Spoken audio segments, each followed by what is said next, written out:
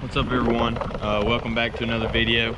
We're out here on Cherokee Lake today. We're gonna see if we can figure out these smallmouth, largemouth.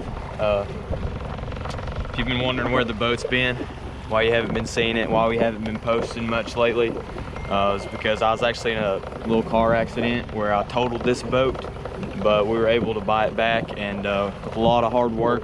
We fixed it up, got it looking pretty good. So stay tuned for a good video, and hopefully we can catch some good fish.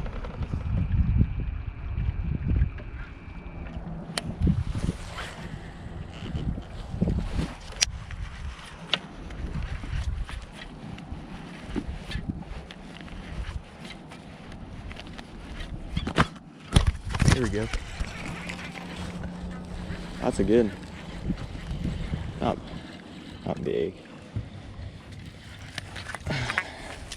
The mega bass.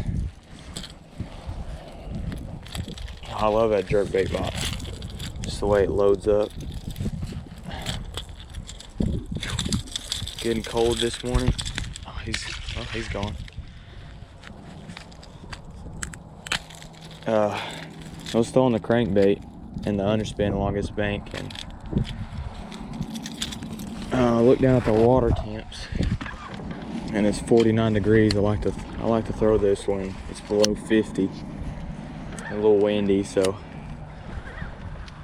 usually when I throw a crankbait on this spot, the water's kind of up in the rocks a little bit more, but it's lower than usual. So I picked up the jerkbait, and about 4 casts hooked up.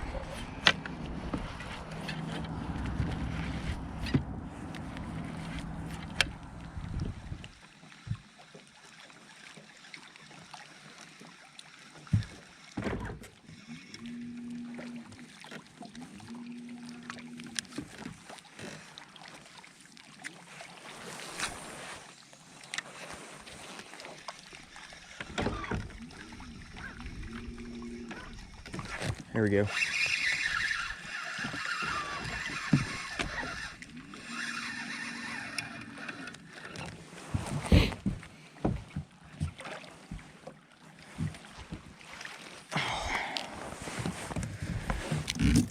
Oh, little dink. Been a minute since the first one. Caught this one on the shad wrap. Paula. Trying to figure them out. They ain't quite up shallow like I'd hoped they would be today. I figured the bite would be really good the way this water looks. I figured they'd be up here shallow. Feel comfortable and feed, but I've hit different spots, 3 or 4 different spots already, and it's just only my second fish. It's only 11:15, so we got time.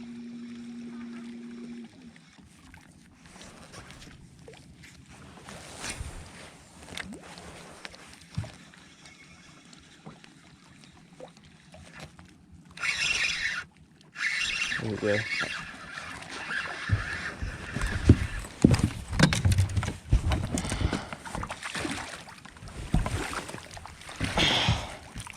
Just want to play them easy. Just see how easy they come off. This is a lot setup. It's more like it. That's what I want to find. A little decent. £1.5. All right, let's get this fish back. There we go. Hopefully they'll start biting. Now that it's warmed up a little bit.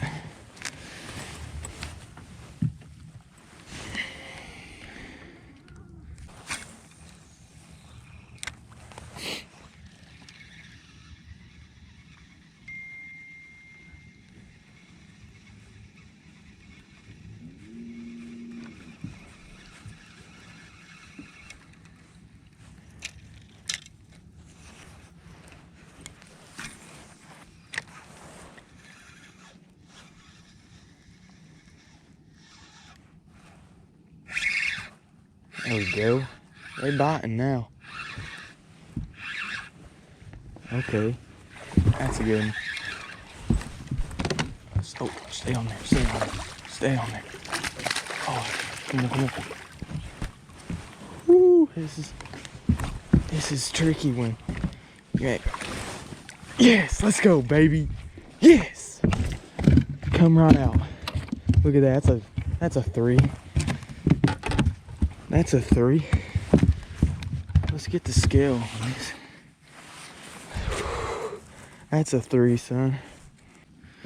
All right, let's put this feller on the scale.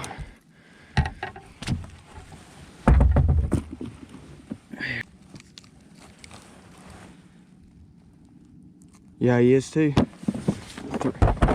3 pound, 2 ounces. There you go. That's what you want.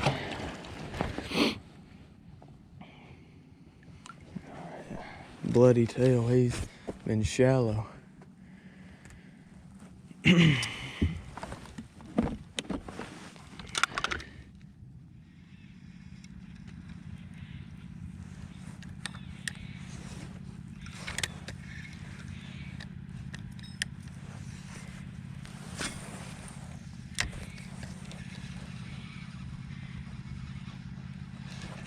Here we go.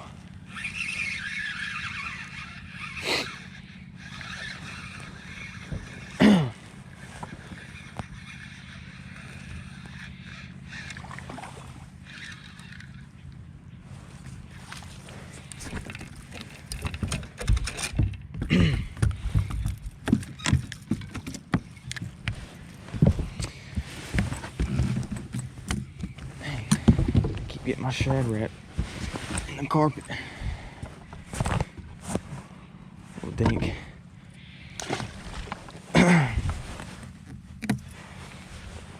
Alright. I guess now's probably a good time to kind of go over what I'm doing. So I got out here about 8:30 this morning. Fished in a creek there, caught that one on a jerk bait. Then I moved out and fished a couple main lake spots. I didn't catch anything. Went back into another creek there. Didn't catch anything. Come back out to a main lake spot and caught those 3 back there. Closer to a point. So then I came over to this point that usually is pretty good, and then I just caught that little one. So it kind of seems like they are positioning themselves on some points right now. So I've caught enough now to where I'll just skip over some spots that I got and just look for the ones that's got a good looking point on them and try to put together a pattern. But what I'm throwing here is a Rapala shad wrap. This is the color I like. It's just like a little sexy shad pretty much. This is just like the 4-foot diver, I believe. But I'm throwing it, you have to throw this on a spinning rod setup where it's so light. But I got it on a 7.3 medium with a lot of tip to it. I like it because it kind of loads up like a cranking rod. 10-pound braid to an 8-pound fluorocarbon leader. I actually prefer a 6-pound braid to a 6-pound fluorocarbon leader, but I haven't really got any braid, 6-pound test braid at the moment, so I'm just using the 10.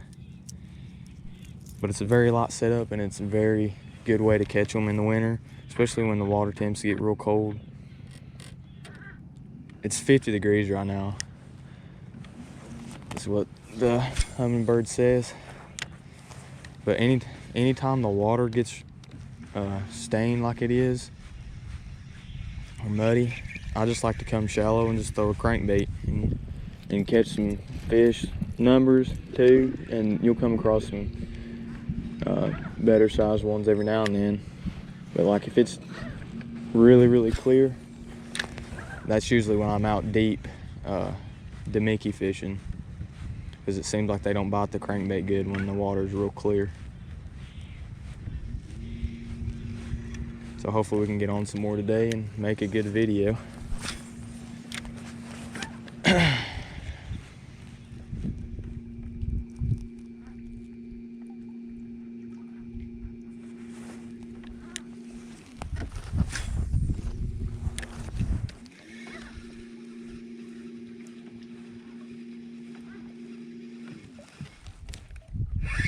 go.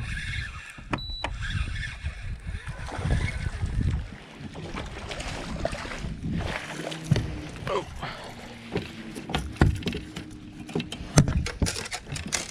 Oh, he's taking it now. Hey.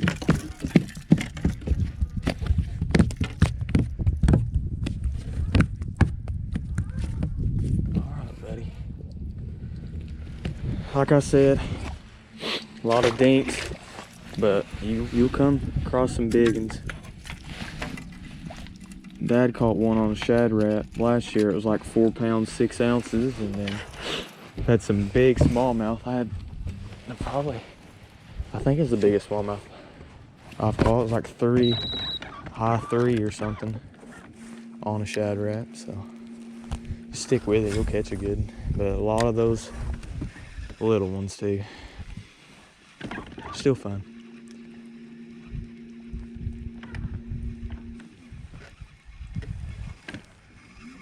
I'll be out again sometime later this week probably.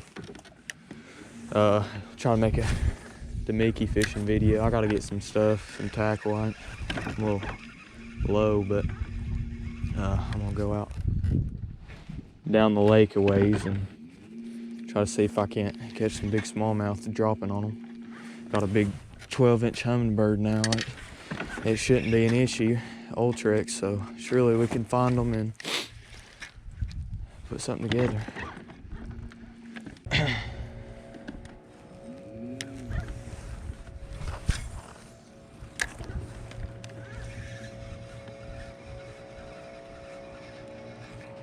Here we go.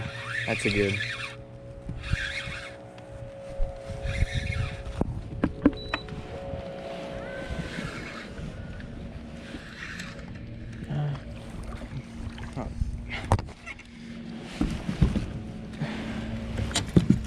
Well, better than the last one anyways.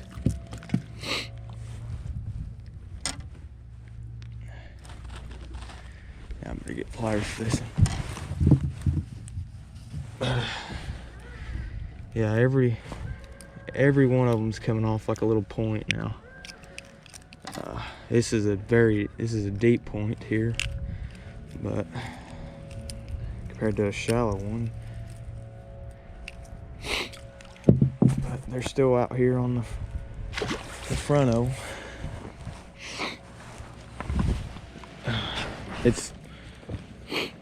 I like to throw them up against walls like this. It's 28 feet deep. But what you want to do is, you see how like the rocks point out, and you got them two up there, they point out. That's usually where you're going to catch them at, is where it points like that, or just beating the side of the crankbait up against the wall. So you want to get it as close as you possibly can to catch these fish. Because I mean, you ain't doing much good if you get it way out there like that. But if you beat it off them rocks right there, then you're good to go.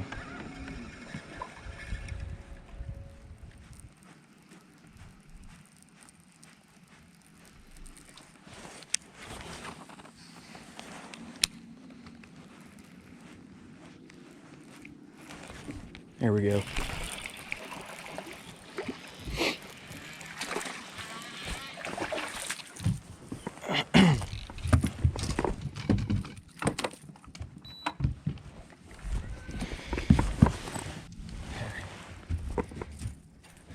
Caught that one on the DT6. Just cranking right along as close as I can get. It sounded like it hurt. As close as I can get to this wall right here, 20 foot deep. So I was banging this right up against the side of it, and he come up and hit it. Trying to hit every angle down through there, you know, just stay as close as you can to it. I got a pretty bright DT6 on. I was throwing the shad wrap on this wall, but it only went to 4 feet. So I felt like I needed to get a little bit deeper, so I picked up the DT6 and caught that one. So there'll be another one.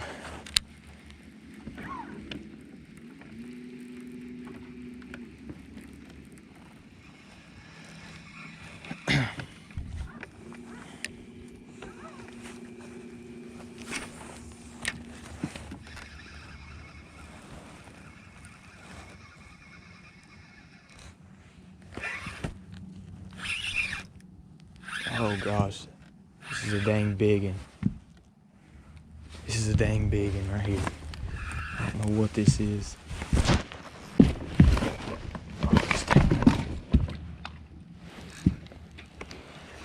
Dang. I was pretty sure I had my drag loose enough, but he really wasn't pulling. He's shaking his head too. That had to have been a dang smallmouth. Maybe there'll be another one right here. So I've noticed, after hitting a bunch of different banks today, that it seems like they're holding on the rockier points, top ones that's like got the mud mixed in, like the transition top banks. Because I've hit like bluff walls and just pure rock banks, and it seems like the better fish are on the transition top. I know rock holds heat, but I'm pretty sure, you know, like mud and stuff does too.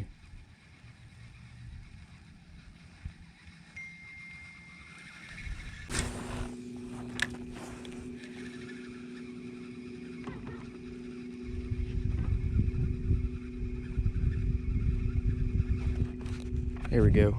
Oh, another good one. Another good one.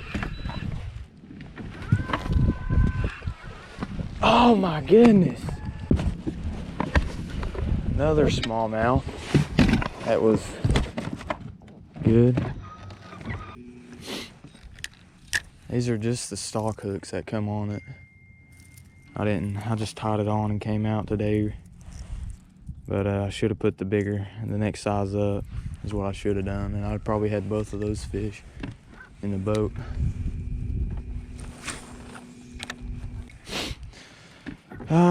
I'm gonna have to call it a day on that.